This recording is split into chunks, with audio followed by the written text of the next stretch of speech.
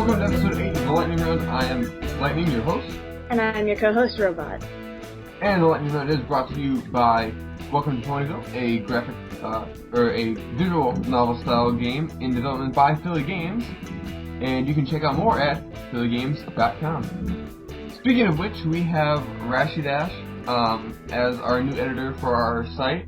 He'll be taking care of the Lightning Round podcast and as well as the fanfic readings that will be coming out. Currently, he's working on yours truly, and hopefully that'll be out sometime within the next week. So you got that to look out for, even though I know it's been a long time coming. Interviews upcoming this week. We have Jeff the Strider, also known as Stars in Autumn. That's going to be coming up in just a few minutes here. Next week, we have Coco Nero, who we've highlighted several times.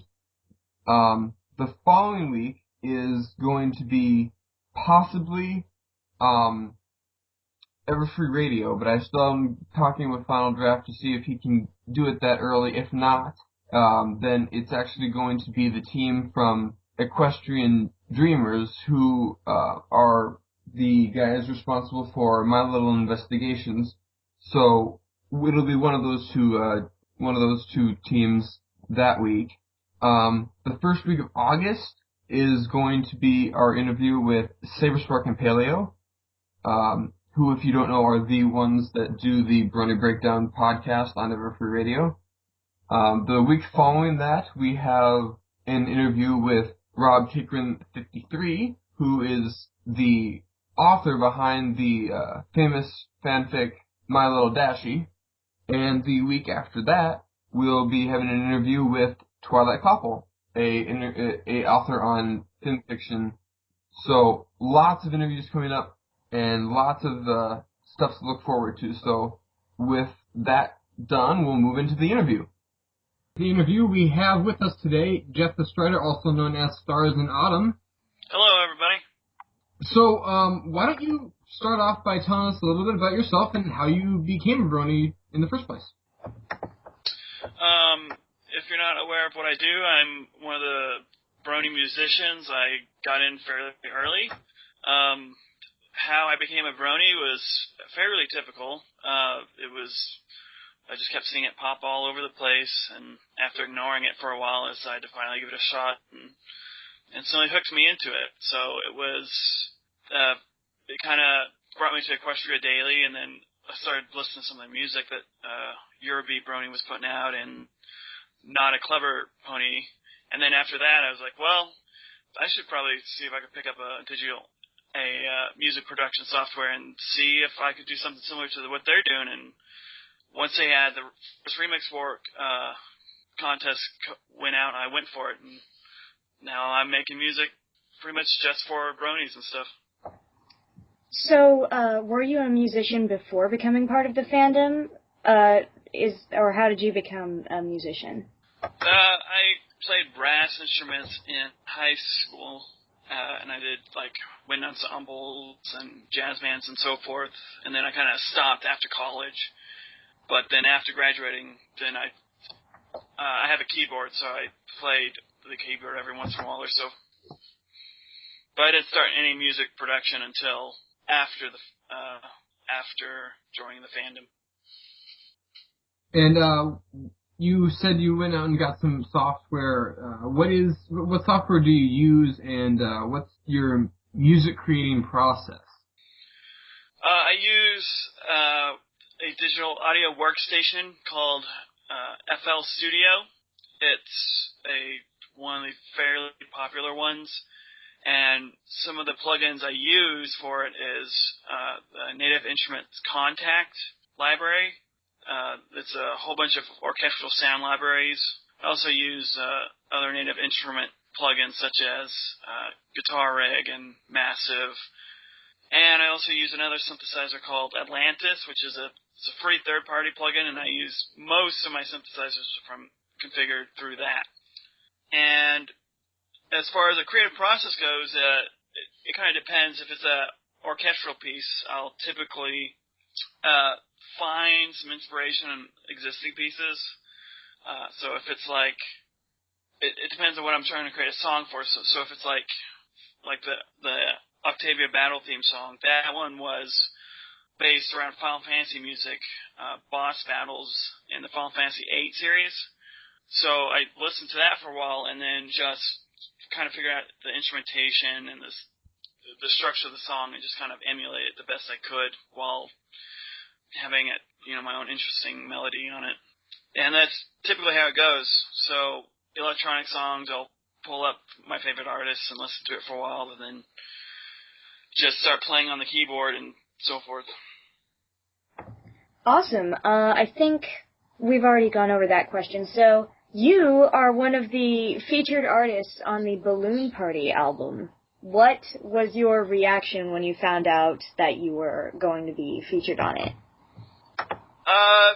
I was relieved. I was a little worried I wasn't going to get on it for a while because Circuit Friday is the one who organized the whole thing. And so when hard style music isn't typically my area of expertise.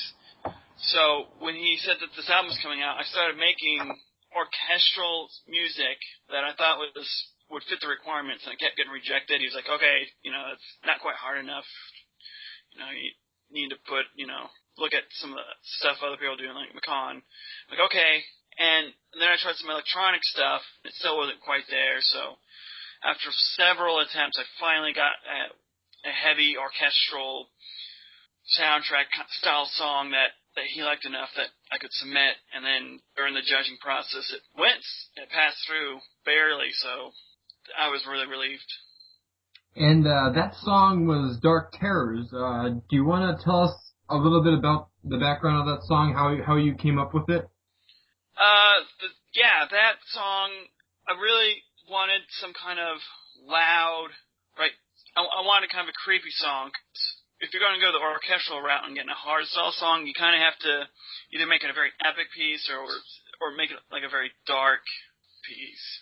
And so I wanted to do kind of a dark piece, and then I thought, well, a lot of electronic songs have drops and, heavy moments where it's kind of calm, and then the drop hits, and then it gets really intense all of a sudden. So I wanted to do that orchestrally, so I set up some synthesizers to be very, very loud, and I just had a creepy melody kind of play at the beginning, and then kind of where you think the last note hits, instead of like the last bell hit, it's just a very loud synth sound that's kind of like a scream almost, and then just have heavy drums and heavy strings and so forth. So that's basically what inspired it. In terms of songs I listened to McConn's Dregs of a Bitter Cup and his Toy Shop song, because those were very excellent pieces. All right. Next, you are one of the musicians who is working with Philly Games on Welcome to Ponyville, who we interviewed a few weeks ago. How did you get involved with the team over there? They were actually wanting to use a couple of my songs.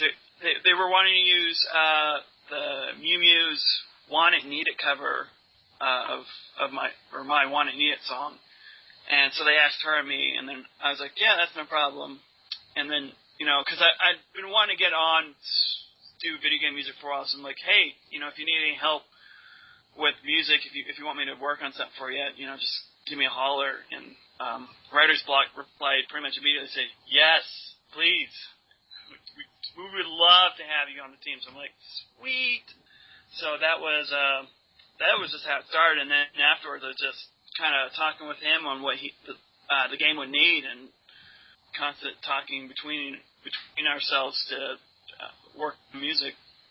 So what exactly do you do for Welcome to Ponyville?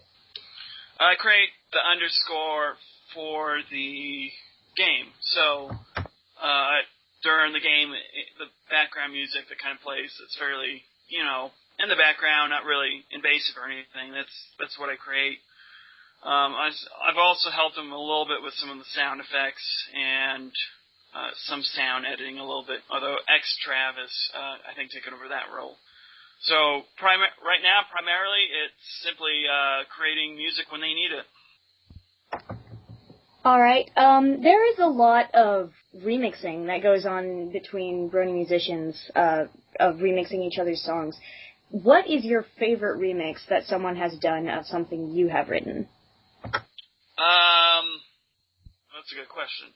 In terms of covers, it's not a remix, but Mew Mew's cover of my Want It Need It song. I think her singing voice really made that song stand out where I couldn't sing it very well, I don't think. So I really like that one.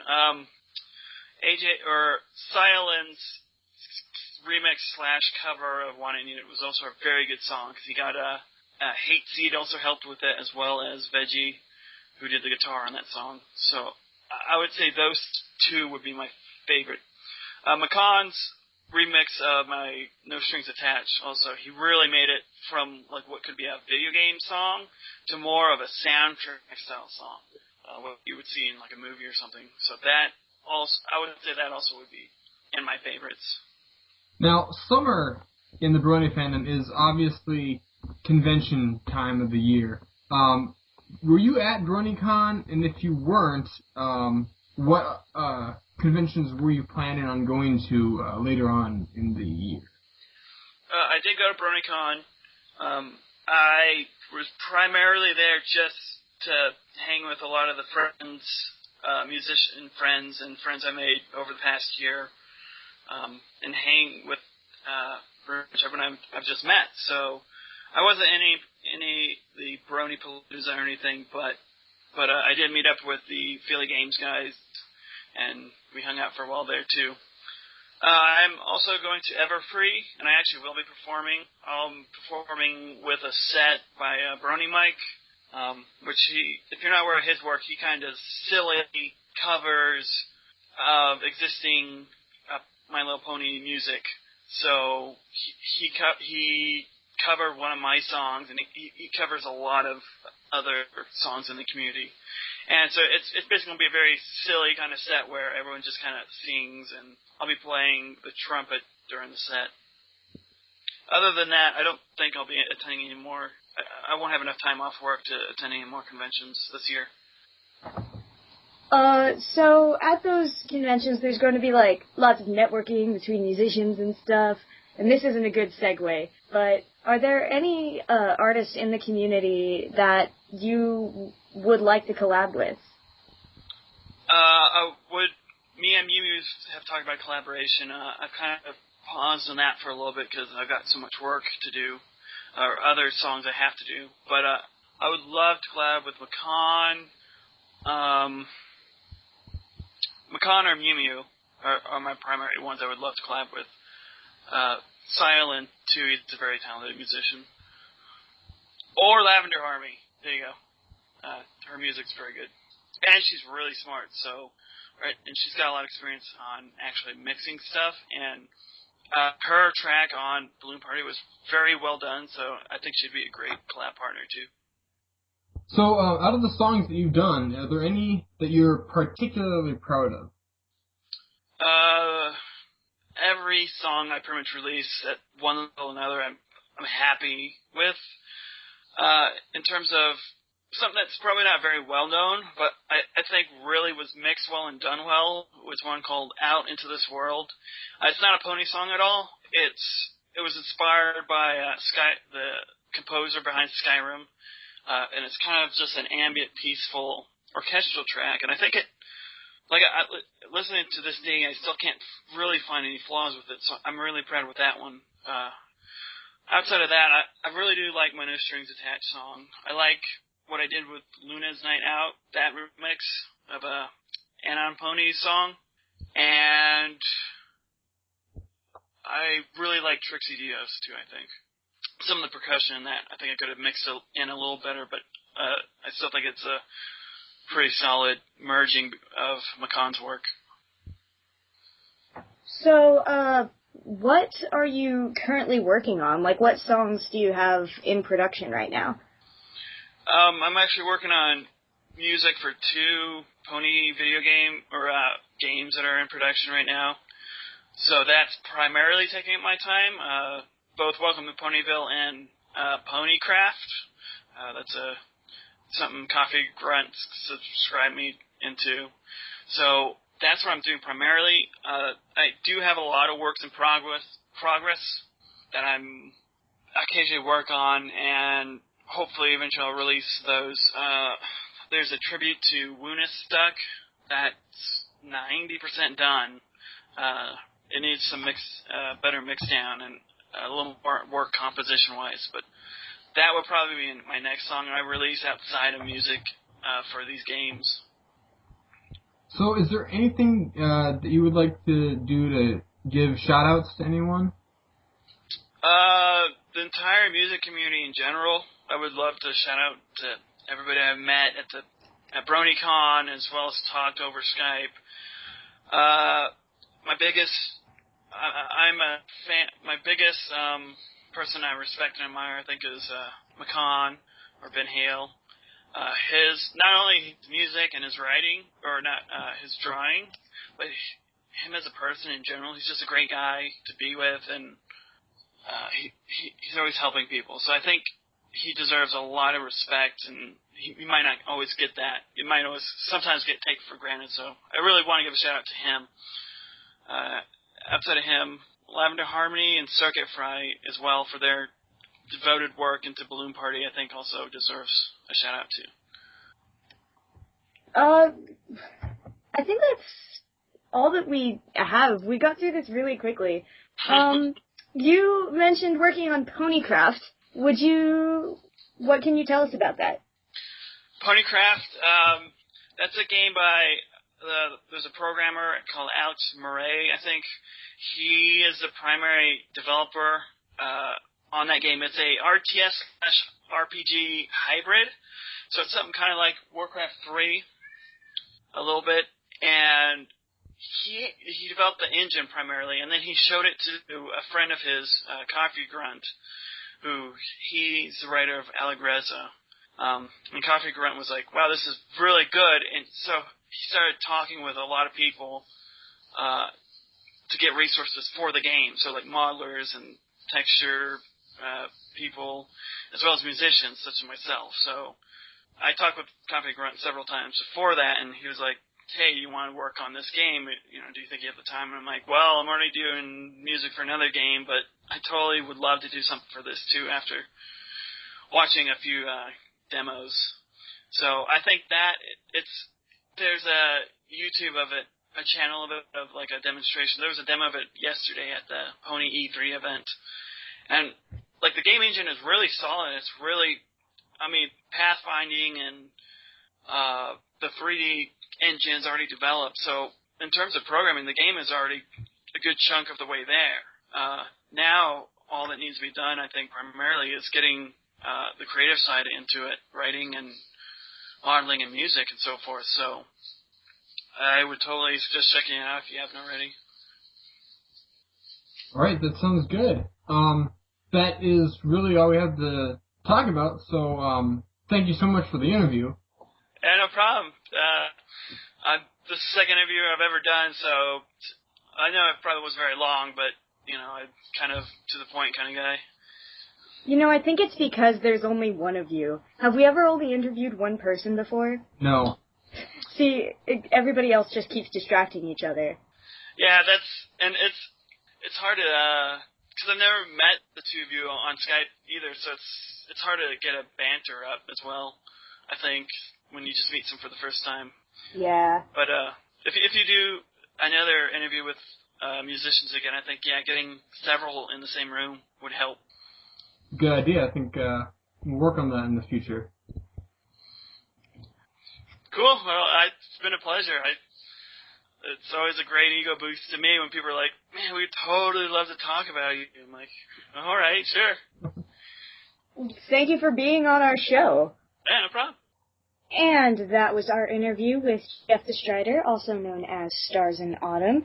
And that brings us to our weather report. Starting off the news for today, at Comic-Con this past week in San Diego, there was a trolley going around that was completely covered in ponies. and it was just going around San Diego the entire week. And Derpy and Trixie were on it, as well as Fluttershy and other ponies. There are pictures of that and videos in the show notes. Next thing on the list this week, we have news coming in that the pony trading cards have been officially released. If you've been on Equestria Daily anytime within like the last 2 weeks or so, they've been teasing pictures of these pony trading cards before they came out, and Toy Wiz has started shipping them. Right now they'll be mostly in hobby stores and stuff like that, but they should be released to bigger retailers in about a week or so, and you can go and check out the news related to that in the show notes. Alright, next on the list, we have some news coming in from Canterlot Gardens, which is, of course, the PonyCon in Ohio in September.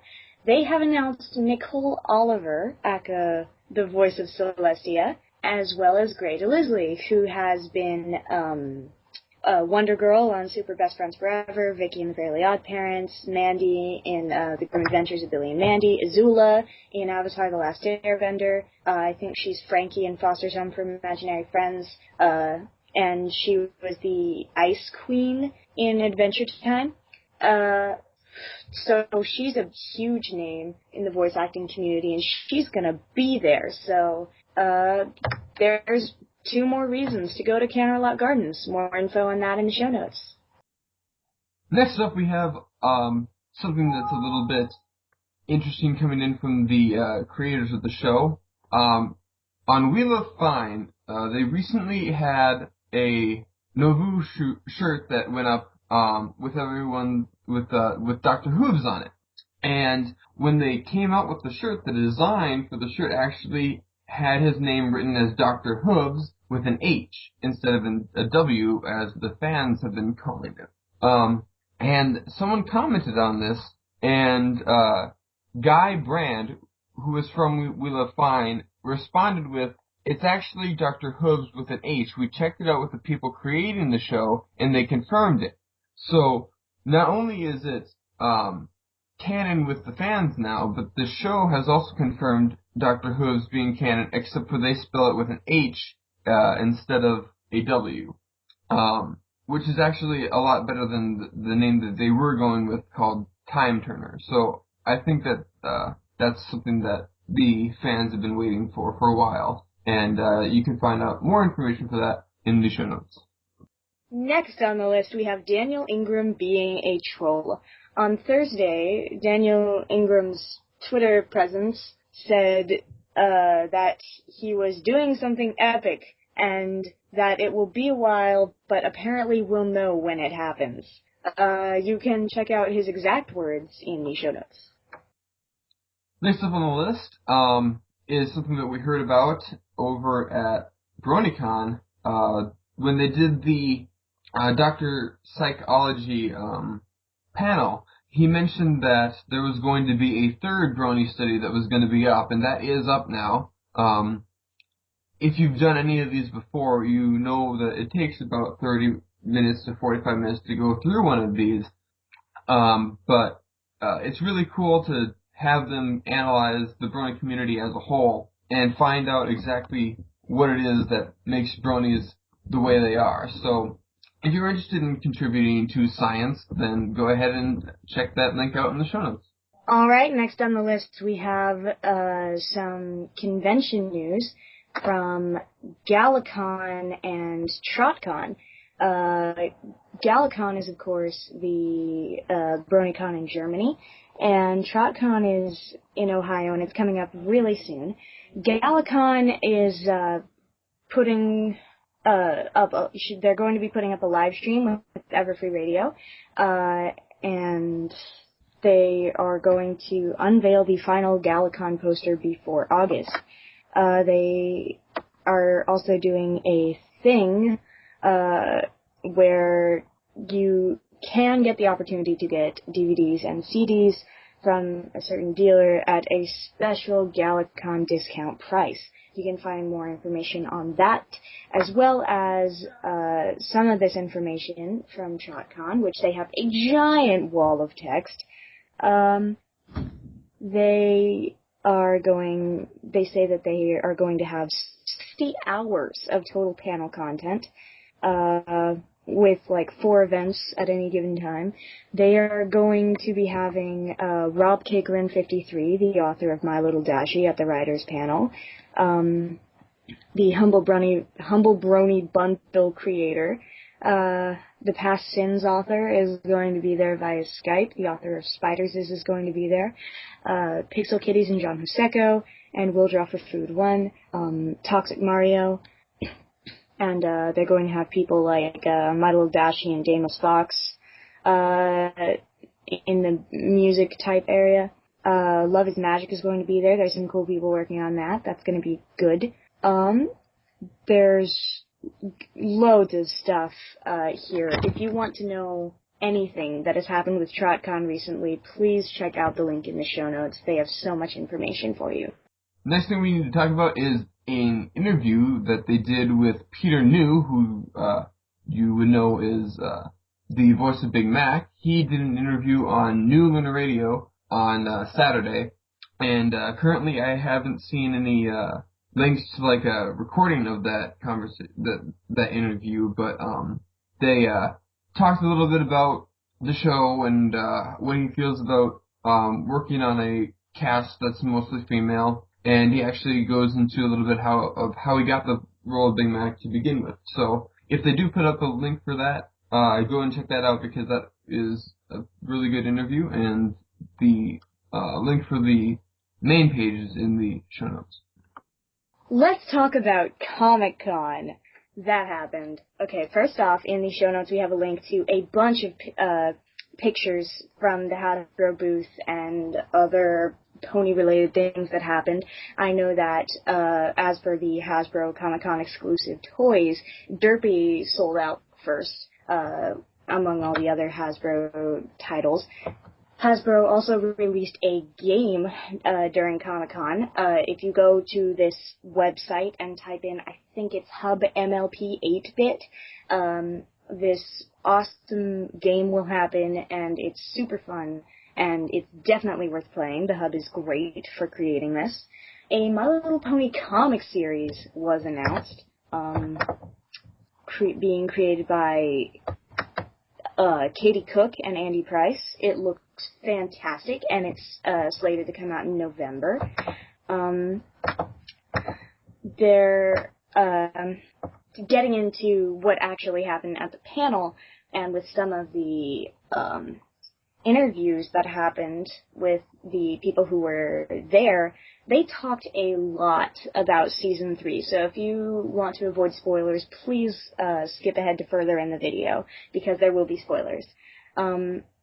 2 songs were released from Season 3. One was a song that Twilight sang, that Spike also sang on, and it appeared to be about Twilight failing something, which of course has never happened. The other song was called Crystal Fair, which hinted at an entire race of ponies that we hadn't heard of before, with a lot of world building, and apparently Cadence comes back, but her magic won't last forever, so that's interesting and exciting.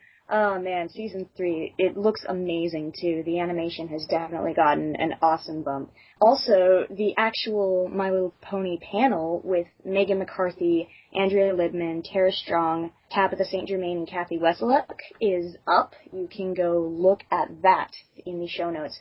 Everything that I've just mentioned is in the show notes under Comic-Con. And that'll bring us to the PMTV segment for this week. First up, we have the videos. Earlier this week, Reharmonized Ponies brought out their 3rd episode. It is called Irreplaceable, and it features Rarity, who is voiced by Robot Butterfly. It's one of the more emotional episodes so far. Reharmonized Ponies is pretty good at doing that, and there's a lot more to come, but this one is so far one of the most emotional I've seen. Another thing that came up this week was a video they called Brony Quest, which was a time-lapse video from Chicago to New Jersey. And this was done by Jig007, and what he did was he tricked out his car with pony stickers and magnets and stuff like that, and then strapped a huge camera to the front of his car, and drove from Chicago to New Jersey for Brony Quest, and he made a time-lapse video of this entire thing. And it's pretty cool to see, and if that's something that you're interested in, you can go and check that out.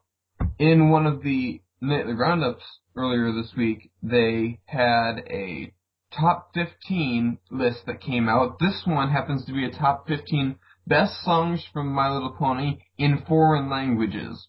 It's actually really cool. I'm not one to usually listen to songs in foreign languages, but this one was really well done, so you can go and check that out. The Movie Brony has brought out the top 10 pony videos for June. As always, it's filled with the best songs from the month, best videos from the month, and that's worth a view as well.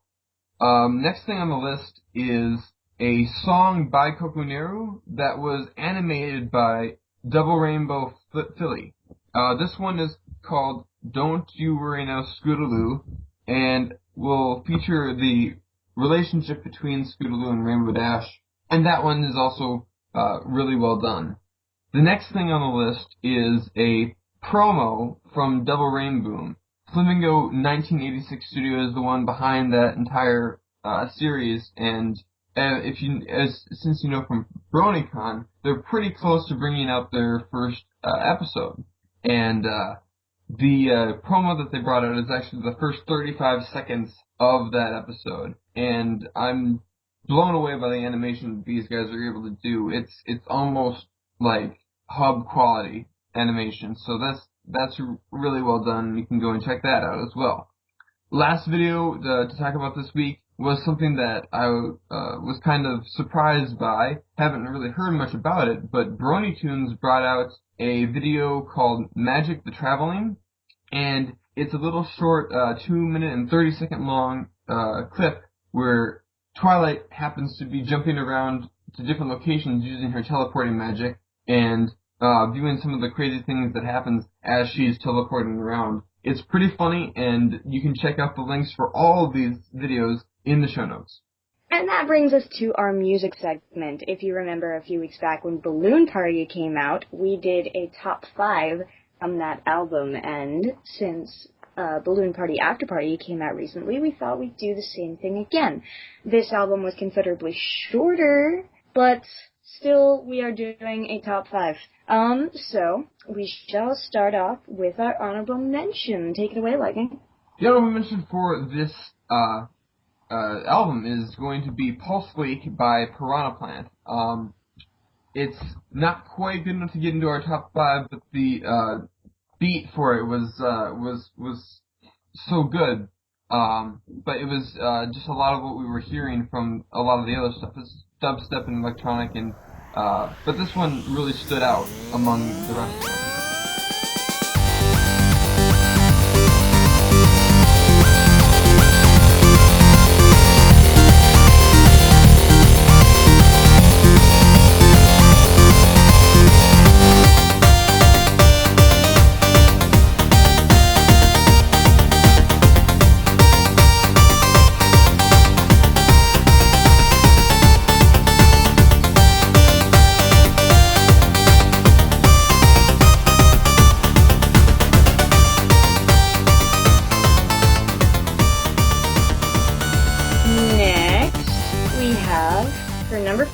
Our number 5 slot, we have Determination by New Catalyst featuring DJ Shamrock and Starbrush. It's a really good mixture, I'd say, because the vocals that they do for this are really low and kind of smooth and soft, whereas the rhythm that they're singing to is more of a driving beat. And it actually meshes together really well and makes it one of the better songs on the album.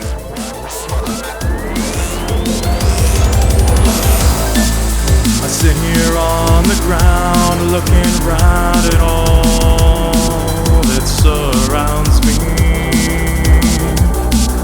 The grass is free and flowing, the seas are free and flowing, the sky is open open arms for me, but I cannot return that. Why can't I soar?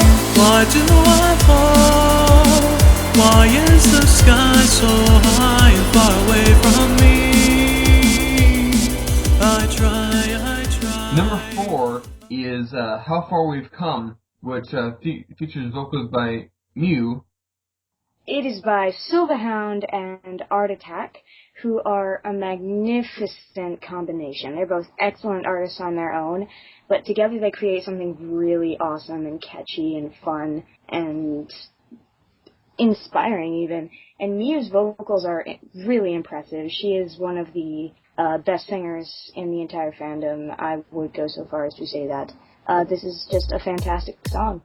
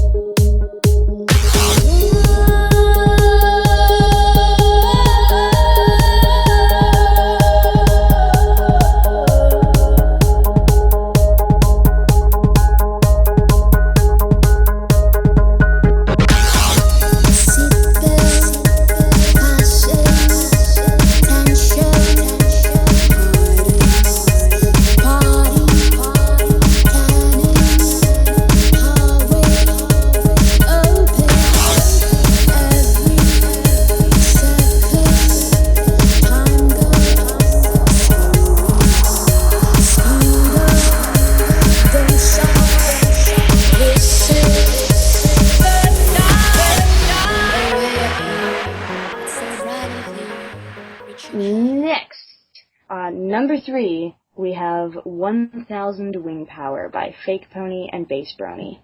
1000 Wing Power was one of the songs that caught my attention because of the difference it is between most of the songs on the album. It's really heavy rock, but there's no vocals with it either. So it's completely instrumental, and it's just one of the best rock beats that I've heard on either of these two albums.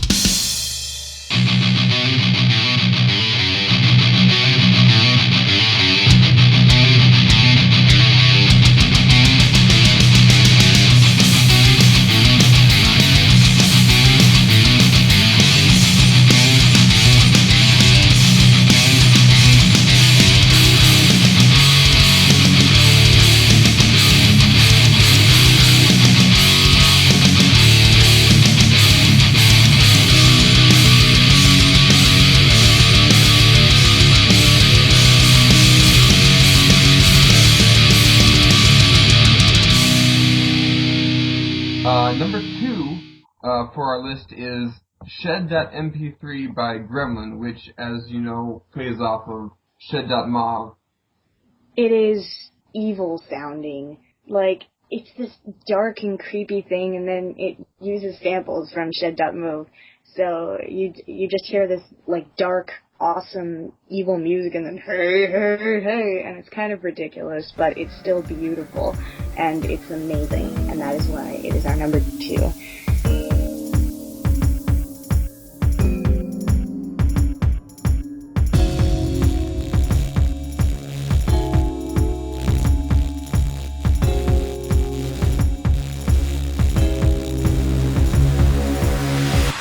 Would I tell y'all about coming in my shed?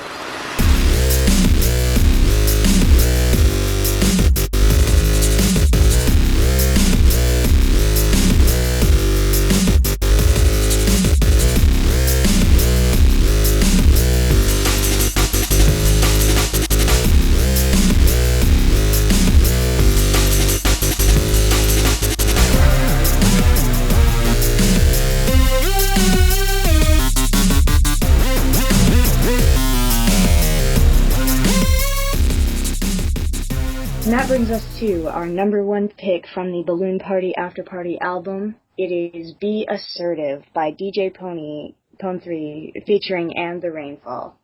I've mentioned before that a lot of the songs that really catch my attention are ones that use actual voice clips from the show. Be Assertive uses some scenes from the episode Putting Your Hoof Down, which is where Fluttershy will go to Iron Will for some assertiveness training, and obviously it takes it way too far. This one is really good, and the way that they are able to use those voice clips really make it stand out, and that's why it's on number 1.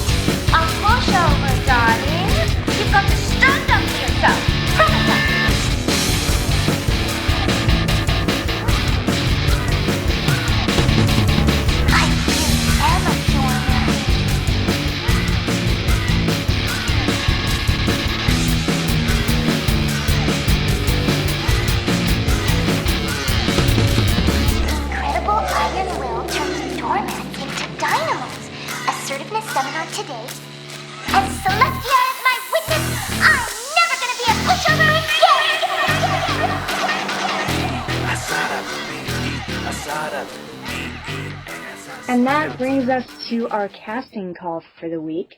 This week we have MLP Fish, which is an abridged series.